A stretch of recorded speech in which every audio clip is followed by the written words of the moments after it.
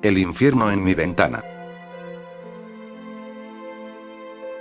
Yo creía que otra vez todo venía de mis pesadillas. Y que, si bien me estaba despertando, aquellos terribles alaridos eran alucinaciones auditivas, pues aún padecía de cierta somnolencia propia de ese pesado estado de tránsito entre el sueño y la vigilia.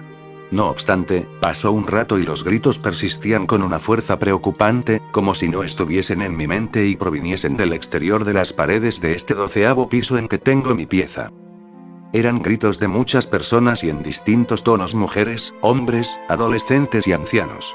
Alaridos que no solo reflejaban pánico extremo o desesperación, sino que en algunos casos expresaban palabras o frases, aunque yo no podía entender ni me interesaba mucho bien qué demonios decían, quizá por mi somnolencia. Y pues, vivo en el centro de la ciudad, en el 12º piso de un edificio alto, viejo y aburrido, donde a menudo, a pesar de estar bastante arriba de todo el ruido, me despiertan ciertos imbéciles que se ponen a pitar o a insultar sabiendo que el tráfico está congestionado y no ganarán nada portándose como animales.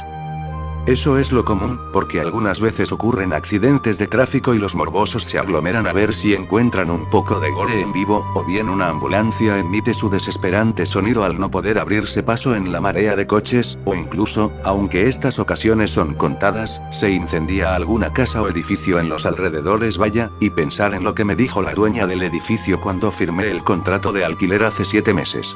Es el centro, todo está muy cerca y en este piso hay una vista maravillosa de la ciudad, además de que aquí no llega el bullicio. Sí, claro, no llega el bullicio. Y los gritos que estoy escuchando, vieja estafadora, ¿me vas a decir que me fumé un porro y por eso los oigo? Algo así habría querido decirle a la dueña del piso si la tuviera aquí, porque todo el infernal coro, uso la palabra irónicamente, me seguía perturbando, aunque me llamaba la atención algo en la manera de gritar de esa gente, una cosa extraña, que no conseguía entender bien qué era ni por qué no entendía bien qué era. Me parecía que tenían más profundidad que los gritos comunes, que la textura del sonido era un poco diferente, que las emociones que reflejaban tenían algo que se salía de lo normal. ¿Era eso, o acaso me estaba sugestionando y simplemente se trataba de una huelga u otro tipo de manifestación? Si era una huelga, ¿qué les estaban haciendo para que griten así? Si no era una huelga ni una manifestación, era un accidente de tráfico múltiple o algún horrible atentado terrorista cuyos heridos no dejaban de gritar. Si era algo importante como parecía, seguramente lo vería pronto en los noticieros de mediodía. Pero eso sí, no me iba a levantar de la cama, no con la pesadez y la somnolencia que tenía, aunque hacía un irritante calor que parecía de mediodía, cosa inusual en febrero. Quise intentar dormir un poco más, pero fue en vano. La estrepitosa polifonía continuaba jodiéndome los tímpanos y la tranquilidad. Estando así, lo mejor que pude hacer fue afinar mi oído a ver si conseguía distinguir palabras que me revelaran la razón de tanto escándalo y caos. Al hacerlo, no distinguí nada, pero sí que me terminé de amargar al percibir que un olor perturbador entraba por mi ventana. Quizá el olor ya estaba antes y la somnolencia, que ahora era mucho menor, no me había dejado percatarme de su presencia, o de su maldita presencia, para ser exacto, pues era el desagradable aroma de algo quemándose, que no era madera ni papel ni plástico ni nada que conociera. Ese olor no solo entraba por mis fosas nasales, que se habrían suicidado si tuvieran voluntad, sino que se filtraba por todos los poros de mi cuerpo, impregnándome con su asquerosidad. Me cago en su puta madre. Grité yo, ya fuera de mí, golpeando con todas mis fuerzas la pared que estaba junto a un lado de mi cama, tan duro que después tuve que insultarme porque casi me dejó sangrando los nudillos de mi mano derecha. ¿Cómo podía ser? Primero el ruido y ahora ese olor desquiciante, que se acabaría pegando en toda mi pieza si no me levantaba a cerrar la ventana, y sin embargo no, yo seguía allí acostado cual un Snorlax, el Pokémon que es un gato obeso pasado de copas.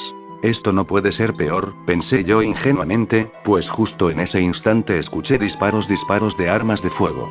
Oh Dios, ¿acaso estaban filmando una película de acción o terror en los alrededores?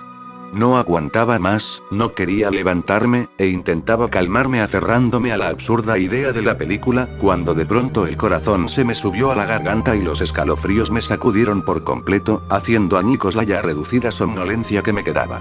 No, no, no y no, no, señores, ustedes jamás escucharán algo así, al menos no mientras vivan, y espero que tampoco después. Eran gritos inhumanos, gritos que por su intensidad y claridad era evidente que no venían de la calle, sino de fuentes localizadas a unos pocos metros de mi ventana, que por fortuna no me mostró nada porque tal vez, así como estaba en esos momentos, tranquilamente podía haber muerto de un paro cardíaco.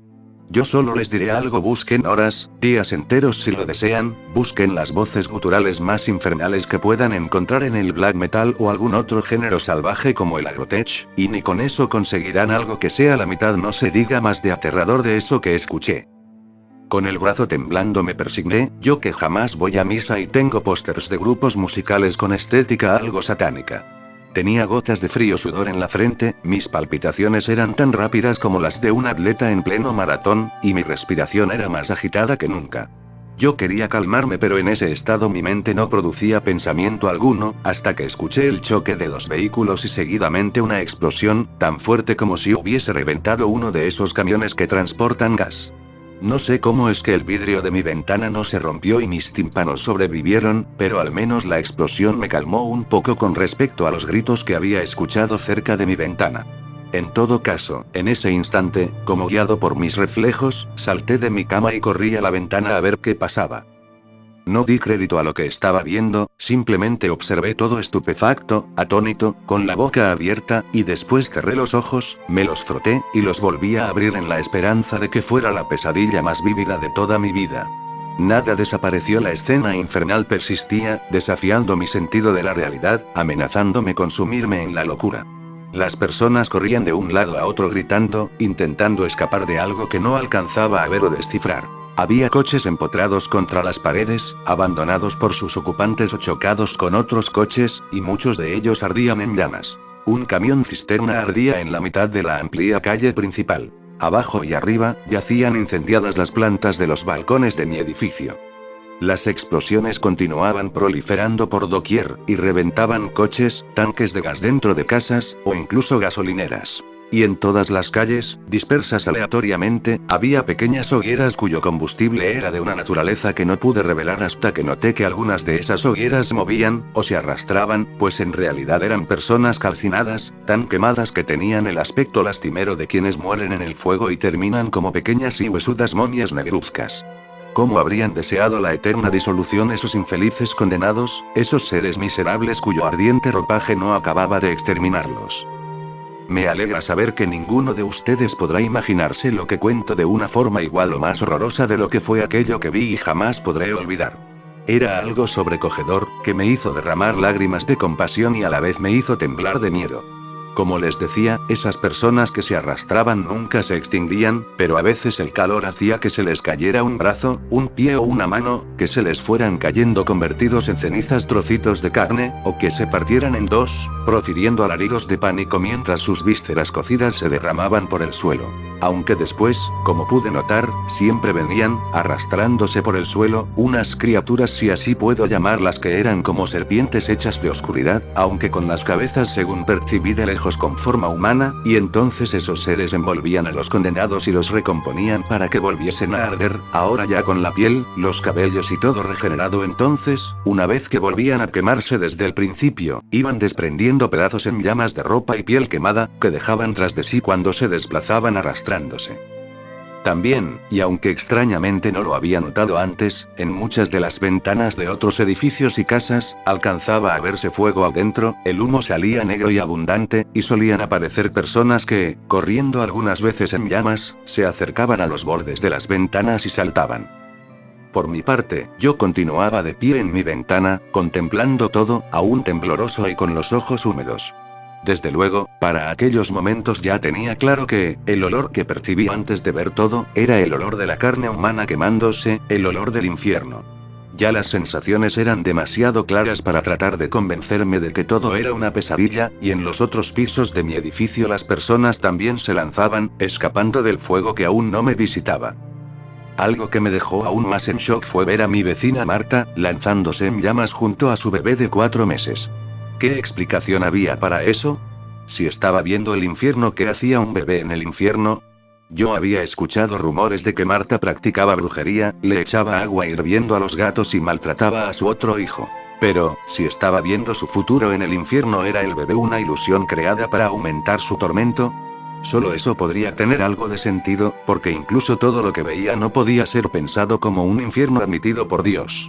Todo era tan absurdo, tan inconcebible, y sin embargo era incluso, como si no bastase, empezaron a aparecer vehículos militares, y los soldados salían, le disparaban al aire o a las personas, se mataban entre ellos, se suicidaban, echaban granadas y corrían a romperse la cara contra algún poste, o protagonizaban otras locuras por el estilo. Además, estaban lloviendo bolas de fuego, grandes bolas de fuego.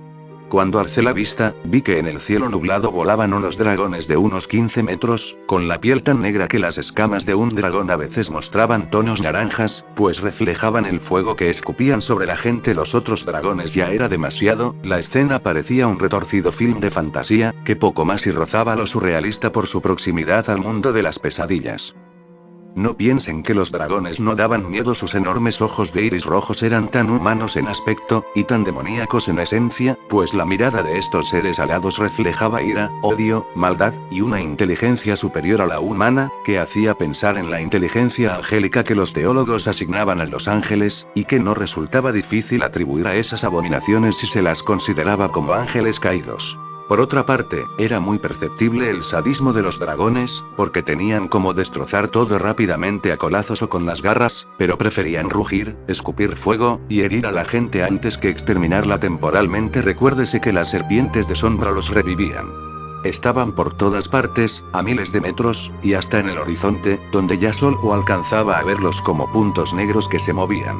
Hasta donde daba mi visión, los dragones hacían el mismo tipo de cosas en todas partes, en todas las zonas del infierno, o de lo que parecía el infierno, porque quizá estaba teniendo visiones del apocalipsis, puesto que en el cielo aparecieron algunos aviones de guerra, que en vano lanzaron los misiles contra los dragones, pues estos ni siquiera sufrieron herida alguna, y así unos cuantos pilotos, desesperados, se suicidaban, eso creían, estrellando sus cazas contra las diabólicas bestias. Si era el infierno, ¿por qué se les daba a los humanos la oportunidad de creer que podían pelear contra los dragones? Si era el apocalipsis, ¿por qué revivían las personas a fin de volver a sufrir? Quizá el apocalipsis, al menos para la mayoría de personas, implicaba vivir no solo el fin del mundo, sino algo que, dependiendo del caso de cada persona, era o bien una experiencia anticipada del infierno en donde nadie muere ni se destruye irreversiblemente porque tiene que seguir sufriendo, en que habitarían por siempre. O bien, y como proceso de expiación, una experiencia del infierno aquí en la tierra, pero de duración limitada, pues después gozarían de la presencia divina tras su pase por el purgatorio. Sea lo que fuere, resultaba acertado llamarle el infierno en la tierra a eso que veía, y que en realidad me parecía que debía ser el apocalipsis en la forma descrita, esto es, como el fin del mundo ejecutado a través de una especie de venida del infierno que no es tanto un lugar sino una situación a la tierra. Naturalmente he pensado todas estas cosas a la hora de contar lo vivido, porque en esos momentos ni siquiera un matemático tendría tanta cabeza fría como para ponerse a analizar. Por suerte todo acabó en poco tiempo. Fue así.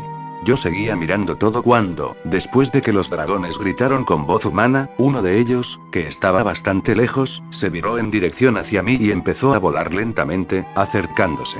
Quería correr, pero ni siquiera podía voltear la cabeza, era como si una fuerza misteriosa me obligase a estar quieto, esperando lo peor.